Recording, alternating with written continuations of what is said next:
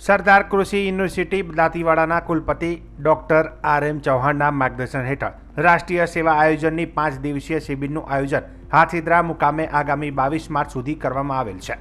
આ શિબિરમાં નિયામક વિદ્યાર્થી કલ્યાણ ડોક્ટર કે.પી. ઠાકર દ્વારા વિદ્યાર્થીઓને રાષ્ટ્રીય સેવા યોજનાનું મહત્વ, ઉદ્દેશ તેમજ રાષ્ટ્રભાવના વિશે એક સ્વયંસેવક તરીકે આપણી શું જવાબદારી હોવી જોઈએ તેના વિશે માર્ગદર્શન આપ્યું હતું।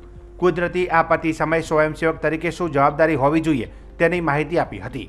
કૃષિ મહાવિદ્યાલયના આચાર્ય ચીમનભાઈ પટેલ, ડોક્ટર એમ.ડી. સોલંકીએ વિદ્યાર્થીઓને આ 5 દિવસીય ખાસ શિબિરમાં ખેડૂતોમાં પ્રાકૃતિક કૃષિ, જળ સંચય, કુદરતી આપદા, પ્રૌઢ શિક્ષણ, પોષણયુક્ત ખોરાક જેવા આયોજનો વિદ્યાર્થીઓ થકી ખેડૂતોમાં પહોંચે તેવી પહેલ કરાઈ હતી।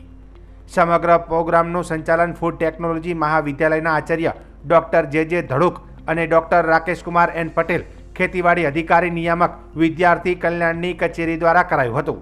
આ શિબિરમાં ડોક્ટર કે.પી. ઠાકર, નિયામક વિદ્યાર્થી કલ્યાણ ડોક્ટર એસ.ડી. સોલંકી, આચાર્ય ચીમનભાઈ પટેલ, કૃષિ મહાવિદ્યાલય, મહંત શ્રી દયાળપુરી મહારાજ હાથીદરા, હર ગંગેશ્વર મહાદેવ મંદિર પ્રોગ્રામ ઓફિસરશ્રીઓ અને 250 જેટલા સ્વયંસેવકો ઉત્સાહભેર આ 5 દિવસીય ખાસ શિબિરમાં જોડાયા હતા।